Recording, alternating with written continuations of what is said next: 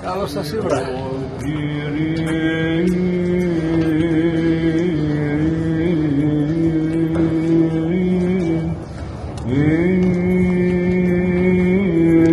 Merhaba. Nasılsın? Ay,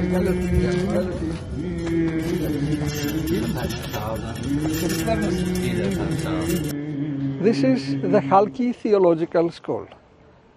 And you know that Halki Theological School is at the same time a monastery, the Holy Trinity Monastery, with a life like over 1100 years, founded by great patriarch Photios of Constantinople. I had the honor and the blessing to serve this monastery as the abbot for 8 years until I was elected the Archbishop of America. So let's see the gardens first. There was a hierarch of the great Church of Christ, whose name was Dorotheus. He was the metropolitan of these Princess Islands, and his greatest love was the garden, the flowers, and the landscaping. So he was working day and night, alone, personally, in these gardens. He is considered to be the founder and the designer of the gardens of the Halki Theological School. In recognition of his memory and of his hard work for the gardens, when I was the abbot, I decided to place his statue here between the flowers within, in the middle of the gardens. So you see how beautiful it is done. May God bless his memory. Αιωνία η μνήμη του. So let us go through the thematic little gardens of the theological school. This, for example, is the Brazilian garden. We go next to the Spanish, Italian, and so on. This is the Spanish thematic garden here. This is the Italian. This one here is the French garden. And this one is the British. One of the things that were done during my time as the abbot were these great big pots. These are inspired and copied by the gardens of Vatican. Once I visited Garden of Vatican City, and I loved how the pontifical pots, these beautiful pots, were made. This is the northern side of the building, the cold side of the building. So here we planted all the trees that need cold. This must be mandarin. And this is the last thematic garden here. It is Japanese. This tree was planted in my time. You can see how big it became right now. It was like this when I planted it. And here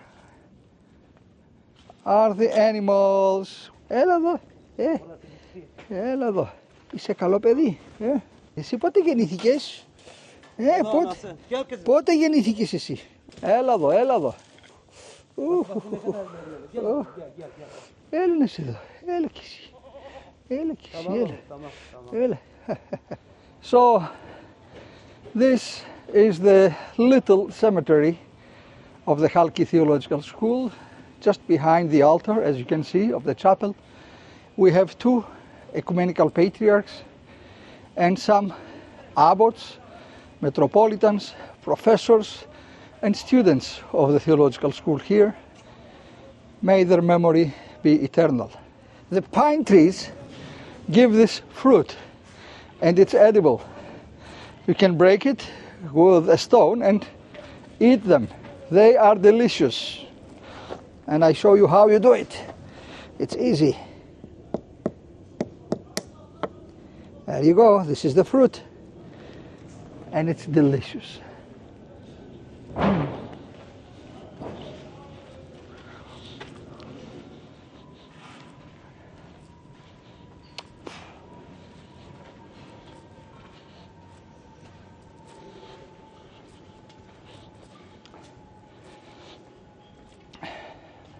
Let's go to the chapel of Halki Theological School and see some beautiful icons, very historical and very important.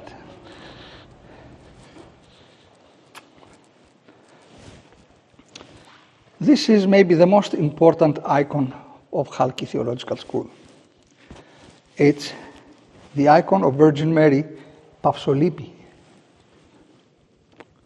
Pavsolipi, which means the one who stops and takes away the sorrow and the pain. It's very important because it's old, okay? It's from the 15th century. It's painted both sides. It's a processional icon. So in the Byzantine times, they did not have the way of procession we had. Icons for processions were painted both sides so that can be visible from everyone and from every side. This specific icon was the main theme in the Metropolitan Museum in New York back like 15 years ago, when we had the exhibition called Faith and Power. And it's an honor for the Ecumenical Patriarchate and for all Greek Orthodox that we have this wonderful icon as a relic that we venerate for ages and ages. Let's see the crucifixion behind that. This is a wonderful, one of the most wonderful crucifixion icons.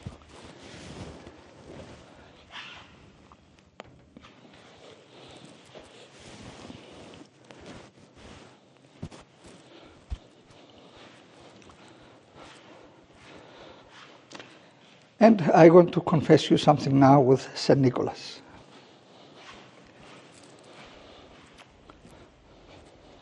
This is another Byzantine icon of St. Nicholas. The secret here is that when you sit on the throne of the Abbot, let me show you where. So when you're here for the daily services in the chapel is the Abbot. The icon you have there, just in front of you, looking at you, staring at you, is St. Nicholas. St. Nicholas was always the person that I confessed all my troubles, all my challenges, and asked for his support and help as the Abbot in Constantinople, in Halki. And when I became the Archbishop of America, the day that I was enthroned, and I climbed the throne, and I turned around, and I looked at the other side, at the opposite side, in my cathedral of Holy Trinity in New York. Guess who was the saint whose mosaic was standing just in front of me? St. Nicholas. So I saw this as a sign that St. Nicholas will help us to rebuild the national shrine on Ground Zero, which he did. And we owe this miracle to St. Nicholas. That's my confession.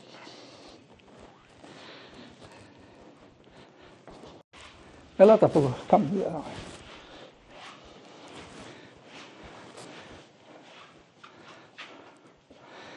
One of the first projects that I started as an abbot was to create a beautiful prothesis with the Byzantine mosaic in it.